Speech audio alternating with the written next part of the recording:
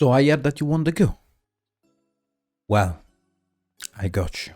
This month I decided to run multiple $100 tournaments, and some of them were with Amazing Defender and Photon Hypernova Legal, in order to understand how the format is gonna shape in the future. One of the deck lists that won those tournaments, obviously, was Tearlaments Kashtira, and the pilot this deck was Gibril. Welcome Gibril to the stream. Hey, what's up, everyone? It's nice to be here. How's everybody doing? This is the deck list. Okay, so we got 2 Rhinoheart, 3 Sharon, 3 Half, 3 Merly standard, and one of the new Kashtira Tearlaments. Basically, what it does is during the main phase quick effect, you can special summon it from your hand by banishing a Kashtira or Tearlaments monster from your hand or graveyard, and then it mills 3. Then if it's sent to the graveyard by card effect, it mills 2 more. So it's basically a better copy of Hovness to search for turn 3, because it doesn't require your opponent to activate a monster effect. The reason why I only play 1 and not anymore is because what it can be used to fusion summon is quite limited, because it only can really be used to summon Kikalos. It can't be used to summon Rukalos or Kaleido, because it's a psychic monster, it's not an aqua. So for the spells, I play 3 field spell, 1 terraforming, 1 instant, 1 scream, 1 Sulic, and 1 meta noise. That's a new addition to the deck. So with the new Kashtira deck, a lot of the times if you Book of Moon their first summon, a lot of their plays are quite limited. So I decided to play 1 copy of meta noise in the main. Don't you feel like the deck is more fragile against board breaker without Tearlaments Crime in the main deck? No, not really. A lot of people were already cutting Crime for the second copy of Sulic in current format. And the deck, one of the reasons why the deck is so powerful is because of your ability to layer your interruptions. So 1 board breaker usually isn't enough to disrupt all of your interruptions for your opponent. So for the fairies, I played 3 Keldo, 2 Medora, 3 Kelbeck, 1 Agito. Reason why 2 Medora, not 3 Medora, is because with Kashtira entering the format, there's another deck that the shufflers are not as powerful against. So I wanted to cut down on the shuffles in order to make room for more cards that are better for the new matchup being Kashtira. Then I still played the 1 orange, it's just a blowout card. And now a cool card in the main is 3 copies of Kurikara. Shout out to Justin Singh, it was his idea. Basically what it does is it tributes all monsters your opponent controlled that activated their effects that turn, and it gains 1500 attack for each one. So it's a good way against Kashtira of cleaning up their board, because a lot of their effects activate that are mandatory or activate during the standby phase, which cards like Talons can't just like hit immediately, and it becomes really, really big, so it can attack over most things. Like even in the mirror match, like you can usually tribute their Dweller that they used in the standby phase in their Elf, so it can become really big. And one of my matches that I had over the weekend was against my friend Cody Angelov. In game 1, he went first, he did his full combo, and I used all of my cards into his board. I had 1 card left, and it was a Kurikara that I summoned for like 10k attack and just attacked him directly and won game 1. It was really good. Then as for the spells, 3 tactics, 3 tasking. Tasking is a new card. Basically what it does is if your opponent activates a monster effect that turn, you can set a normal spell or trap directly from the deck and can't use it, but if they have a monster, you can add it to your hand and you can use it. So it's probably the best card in the new set. One reason why I'm not playing Bishops in the main is because of tasking. In the mirror, if you Bishop your opponent, they can go tasking, and instead of adding like a card like Talents, you just add Insta Fusion, and Insta Fusion by itself like kind of plays through at least 2 more Bishops. So that's kind of amazing. So I would say, I would tell to the chat to keep a look to triple tactical tasking, because this is gonna be the goo of Photon Hypernova. And then 1 copy of Dark Ruler in the main. Basically the reason behind Dark Ruler is I wanted a tasking target that was good against Sprite. Because that's another deck that got some support with the Gishki cards, which is something I want to look more into upcoming. It's a really good deck, and Dark Ruler is just really good historically against Sprite. So triple tactical tasking allows you to play the 1-off of a board breaker that would be bad as a 3-off in the main deck, but as a 1-off is not as bad as it would be, as it was before, right? Mhm. My main concern would be why you don't want to play Impermanence over Kurikara when it's good going first, but it's also good going second. Yeah. And So for also this, works with the triple tactical tasking. Sorry, continue. yeah. So for this tournament, I expected a lot of Kashtira because everyone wants to test the new decks, getting ready for like IRL events like Mexico and Vegas and stuff. So I knew that a lot of people would be on Kashtira, and I played against like out of the I don't know how many rounds it was, but I definitely played against 2 or 3 like pure Kashtira decks. And Impermanence is way less high impact than a card like Kurikara. Like Kurikara is kind of like the tech for the weekend. Like it was really good.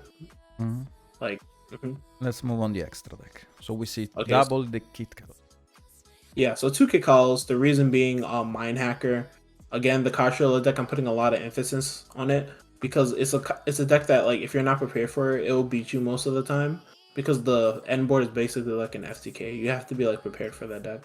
I was really afraid of playing that deck.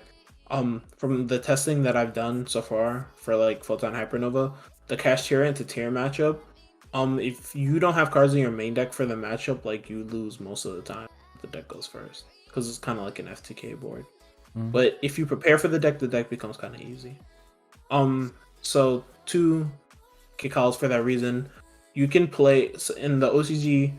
They play 2 copies of Kikalis and 2 copies of Kaleido Heart to play around the Mind Hacker. But I didn't really think that the second Kaleido Heart was needed. I thought that you can win the games against Kashtira going second without Kaleido Heart, but you definitely needed Kikalos. So yeah, so 2 Kikalos, 1 Rulu, 1 Kaleido, 1 Mud Dragon, 1 Dragospelia. The reason why I didn't play Garura and I decided to play Mud Dragons because I'm not playing any Bishops or Beatrice, so I thought Garura would have like a lot less value. And like if you're wondering like how do I summon like Mud Dragon game one, like sometimes what you're able to do is you can go like if you do like the dark into sprint play, you can like send the Merly and then put back the dark and the Merly to make the Mud Dragon and make a dollar. So it wasn't like completely dead. But it was okay. And then Draco's Apelia, that card just will always be in a Tearlaments extra deck. It's just too easy to summon. Mhm. For the XCs, Standard, Dweller, Baguska, and Redoer, those are just standard. And then new edition 1 Riseheart. How do you summon this? So basically against Kashtira, during the standby phase they use Shangri-La to summon like Fenrir or Unicorn from the deck.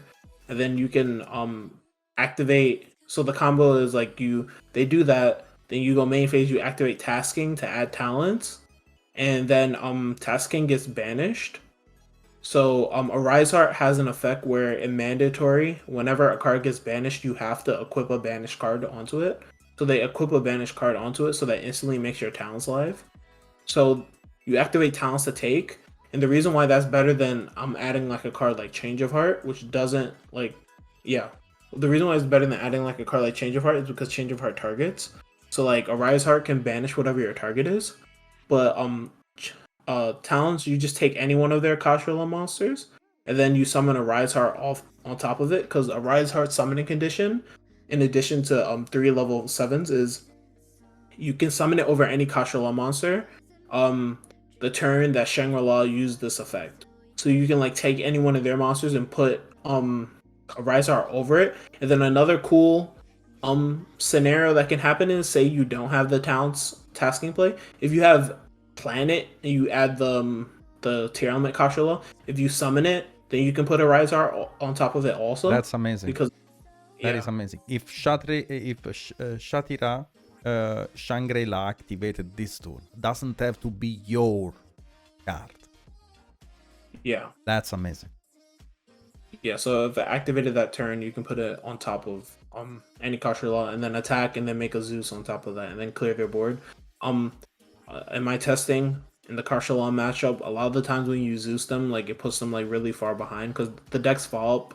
Like my main issue with the deck is like the deck's follow up is really bad. So if you crack their board, a lot of the times, like if you clear everything, they usually can't like come back from that. Yeah, so 1 Zeus. Then for the Charmers, I played 1 Dark, 1 Asa. Reason why Asa is because now that Kashtira cards are like a lot more popular in the format, A lot of people are playing Fenrir. Like some tier decks are also playing Fenrir.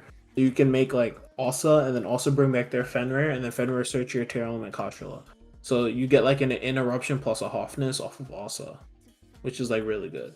Or like going first, like say you go first and like you mill them and you mill a Fenrir, you can like do that same thing. Then you can go like Asa plus Fenrir into like Sprint if you want to, like in like it gets you at least like 3 mills plus 2 names. Like it's really powerful if you resolve that. And then the two sprites, Elf and Sprint, those are standard. For the side deck, I see a Nibiru. Now, I would agree with Nibiru if I was seeing more bestial in your side deck, or at least in your main deck. But why there is a Nibiru now in your side deck? How do you think Nibiru will be impactful with the next decks that are coming out from Photon Hypernova and Amazing Defenders? So against like Kashtira, like Nib is a FTK card against Kashtira. Like they can't, like if they play around Nibiru, their end board is like so bad. Like they have to like into Nibiru every time you just put your opponent on better habit. Like the deck can't play around Nibiru though at all. And then also like in the mirror, like post side, I'm siding in 10 cards for the mirror. I'm siding in 3 Nib, 4 Bishos, 3 Imperm. Like I feel like really confident that the Nibiru is going to resolve, especially because like they don't always end on Rukalos every time. So yeah, the Nibiru's, the 4 Bishops I just talked about, the 3 Imperm. Then I played 2 copies of Lightning Storm, 1 Feather Duster. I wanted to be prepared for the back row decks. I still respect Flunder. Labyrinth got some new support. I think Labyrinth is going to be like a really good sleeper deck going into the next form. I think that deck is really good. And then 1 Crime for going first for the board breakers, and then 1 copy of Call By for the shifter decks. So that's the full deck. Thank you, Nesh, for having me. Yeah, shout out to my Twitch, Jibril_YGO. Thank you for coming here. Thank you for showcasing this amazing deck list, and see you next time.